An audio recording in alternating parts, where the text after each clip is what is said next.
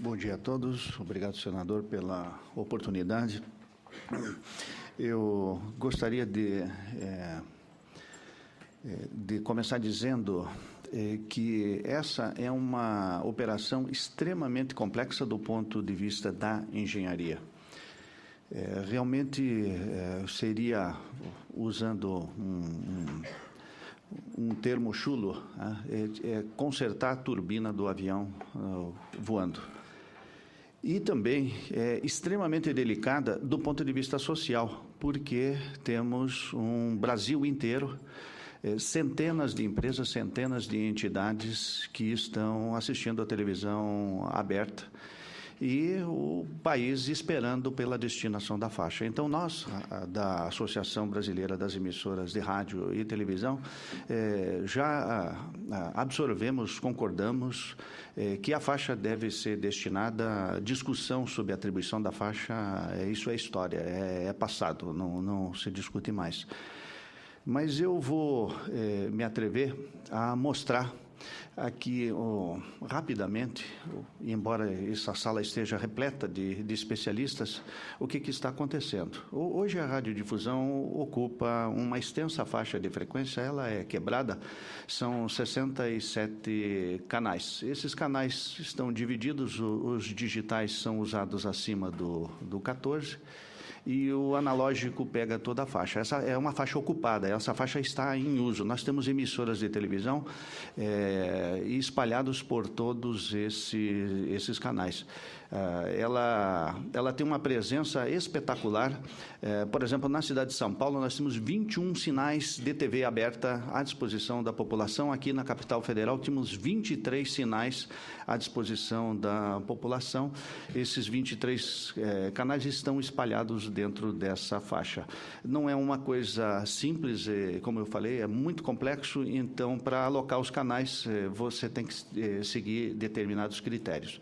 O que fez o governo? O governo destinou a faixa de 700, que é aquela que está marcada lá em vermelhinho, para a banda larga móvel. E o que vai ficar com a radiodifusão? Com a radiodifusão vai ficar essa parte central do 14 ao 51, porque a parte superior foi destinada à banda larga móvel, a parte de baixo ainda a tecnologia não contém aplicações para a televisão digital, e então nós vamos ficar com essa faixa central do 14 ao 51. Então, de 67 canais que temos atualmente em uso, vamos ficar com 37. É por isso que eu estou insistindo que se trata de uma operação extremamente complexa do ponto de vista da engenharia. Então, nós, radiodifusores, temos uma série de preocupações que o Dr. Jarba já mostrou aqui, que elas foram consideradas na resolução que destinou a faixa de frequência. Nós acreditamos que a Anatel e o Ministério das Comunicações tiveram uma grande preocupação na destinação. Mas nós, radiodifusores, temos, assim, como base essas 4 preocupações. Em primeiro lugar, garantir a manutenção do serviço de TV aberta, que é um serviço livre, aberto, gratuito, ninguém paga nada para assistir televisão. Cobrimos aí o Brasil inteiro, temos coisa de 11 mil estações retransmissoras espalhadas por todo o país. Então, nós temos que, sempre suscita a pergunta que cabemos todos nessa faixa que vai sobrar.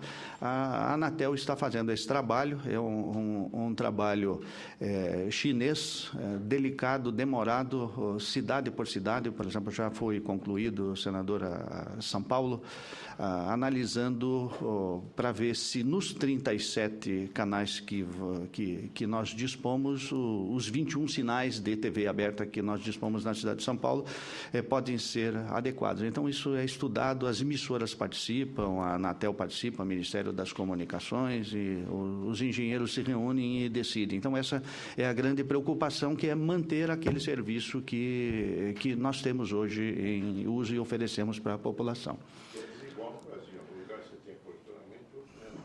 Exatamente, né? Existem zonas extremamente complicadas, por exemplo, a região de Campinas, Sorocaba, dentro de São Paulo, porque é um jogo de xadrez. Mexe em São Paulo, acaba afetando Sorocaba, sabe? Altera Campinas, afeta São Paulo. Então, não se trata de nada fácil, né? O segundo ponto é garantir a cobertura dos custos de readequação. E quando eu falo em readequação, eu mostrava que a radiodifusão ocupa hoje essa extensa faixa. Então, imaginemos, por exemplo, que nós temos uma emissora de TV que está ocupando o canal 57. Perceba que o canal 57 está na parte superior ali, e ela vai ser obrigada a passar para o 15. Então, alguém tem que cobrir o custo de mover essa emissora lá do 57 para o 15. Mas não se trata de apenas isso. Por quê? Para fazer essa readequação, imaginemos que eu tenho uma emissora que está no 17 hoje. Se ela está no 17, ela está no meio, nessa faixa azul, e ela vai passar do 17 para o 37. Faz parte do processo, faz parte dessa reengenharia, alguém tem que cobrir o custo dessa mudança, né? E então, essa é uma preocupação bastante grande. E são muitas emissoras e muitas estações de retransmissão. Como terceiro ponto, nós também temos que garantir o acesso da população aos serviços.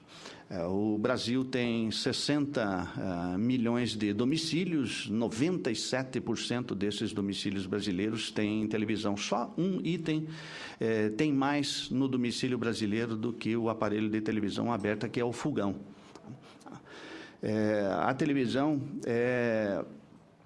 cobre, então, 97% dos municípios. Nós estimamos, a área econômica da ABERT estima que existam no Brasil 110 milhões de receptores domésticos de televisão, dos quais apenas, agora no final de 2013, 30 milhões de aparelhos terão capacidade de recepção de televisão digital. Como a capacidade da indústria brasileira é cerca de 15 milhões de aparelhos por ano, dá para fazer uma continha rápida e perceba que se trocássemos isso passivamente, esses aparelhos, apenas no final de 2018 teríamos todos esses aparelhos. Então, aqui também mais uma necessidade do governo, o Ministério das Comunicações, se preocupar com garantir um projeto que faça com que as pessoas possam trocar esses aparelhos. Ou então, como disse o Dr. Jarbas aqui, a esses conversores digitais, ou seja, eu tenho um aparelho analógico, de tubo ainda, e eu vou colocar um conversor, e esse conversor vai converter a imagem para o digital. Também tem problema de antenas, porque as antenas que nós temos em casa, elas estão situadas, a imensa maioria, nesses canais baixos, de 7 a 13, e essas antenas terão que ser trocadas, porque a recepção de 7 a 13 utiliza um modelo de antena e de 14 a 51 outro modelo de antena. Então, veja só, estamos falando aqui do receptor doméstico, do conversor, do set-top box, como disse o Dr. Jarbas, e da questão das antenas. E, por último, a nossa maior preocupação é a questão da interferência. Sobre a interferência, o que é muito importante é a questão do rearranjo que o Dr. Jarbas acabou de mostrar. Porque a faixa de telefonia vai ficar muito próxima do canal de televisão. Por exemplo, o canal 69, ele é um canal da radiodifusão.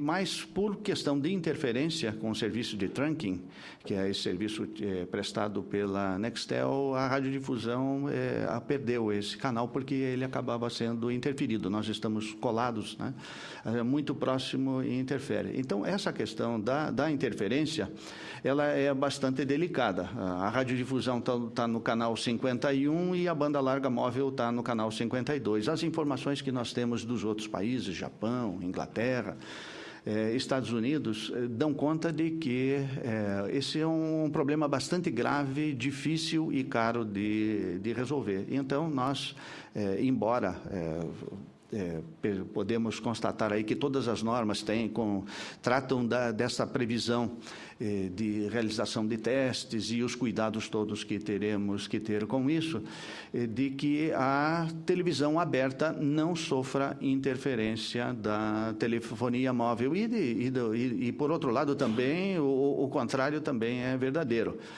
que a televisão não interfira na telefonia móvel.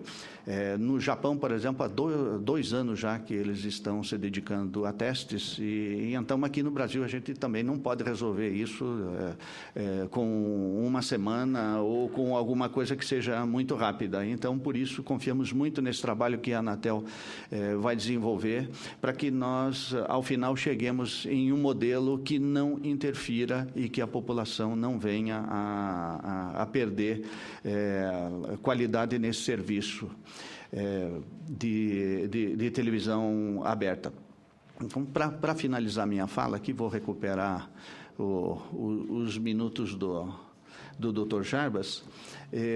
Eu queria reafirmar que é uma operação complicada do ponto de vista de engenharia, muito complicada do ponto de vista de engenharia, mas nós temos que considerar que ela é uma operação muito complicada, muito delicada do ponto de vista social.